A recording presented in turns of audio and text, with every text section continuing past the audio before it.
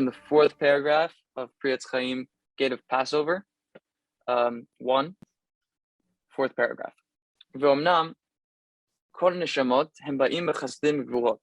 So these souls that we were talking about, the souls that came from primordial man and reincarnated through the generations, they now come into the aspect that would be called chasadim v'gvurot, or kindness mercy and judgments, kindness and judgments, however you want to call them. It's you can also put the right and the left, but they were both, these two parts are part of asher hem misod hadat. They're part of this aspect which is called da'at. It's one of the sfirot that are sometimes it's used in the sfirot. I don't know how I would translate sfirot.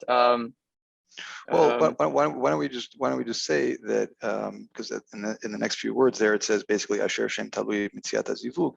So right. when there is a combining of male and female, or sharing, union, there's a union of these forces. What ends up happening is there's this unity that has aspects of mercy and aspects of judgment. Right. So sort of mixed together, exactly. So right, this is where the existence of the union is found. The sod from the pasuk, it says Vayida Adam et Chava. So this is not just in this pasuk, like he simply quotes the verse that Adam knew Chava, knew Eve. So what does that mean? In the Bible, it's usually Vayida. So when it talks about like a relationship and relations, it says Vayida. It says they knew each other. So we're talking about dat. So dat literally means knowledge, knowing. So when we use it in the verse in the Bible, in the 5 books of Moses, Vayida means that they have relations together. And that's why it's called dat. Because that's where the drop of the union is coming from. If I'm not mistaken, I think there was what was that movie with James Cameron, and they're on that big planet called Pandora, and there's like Avatar, right? Avatar, the big blue people. Right. Yeah. And so and when they were going to be performing their coupling, or zivug, or I think they called it in the movie, now that I'm remembering it, Sahelo or something, I don't know, Sahelu, but when they would be like, I see you, right? Yeah. Or like in this way, like I know you.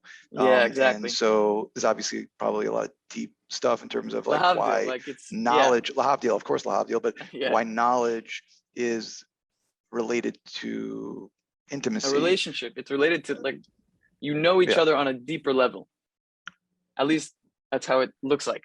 Right. Like I know something. Like when you know something, like, and you're not lying to yourself and you really know it, then you're like bound with it. Become one with it. Exactly. Right. Okay. Right. So we say that, what does it mean, da'at? So what is that aspect of da'at, that level of da'at? That's where the drop of the union comes from. Nimshechet. V'gam ki kol hador hahu doro shel Moshe kenoda. And that entire generation, which generation? It was the generation of Moshe. The generation of Egypt was the generation of Moses. V'hinei Moshe b'chinat dat. So now we get bigger secrets. Moshe himself, Moses, was from the aspect of dat. V'gam hador hahu m'b'chinat hadat gamken. And the whole generation living in that time of exile in Mitzrayim, in Egypt, was also from dat. From like we explained before, Rak, what was the only thing? Shnimshechu el haklipot. These people in the times of Moshe, in the times of Moses, were drawn to the klipot. They were taken away by the negative forces, right? Like we explained before about the negative forces around the souls. So that's what Galut Mitzrayim is. Omnam Galut Mitzrayim kol inyana lo haya rak letzaref neshemot ahem. So the whole idea of the exile of Egypt wasn't just to purify the souls, but was just to purify the souls. Right. Or just to purify the souls. Was just to purify these souls, to refine them.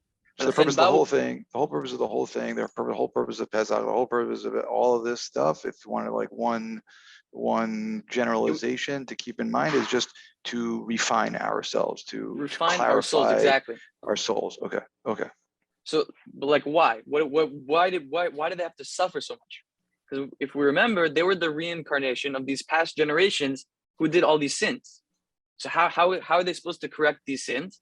They have to, unfortunately, they have to be in exile. Go through, right. Right, exactly. And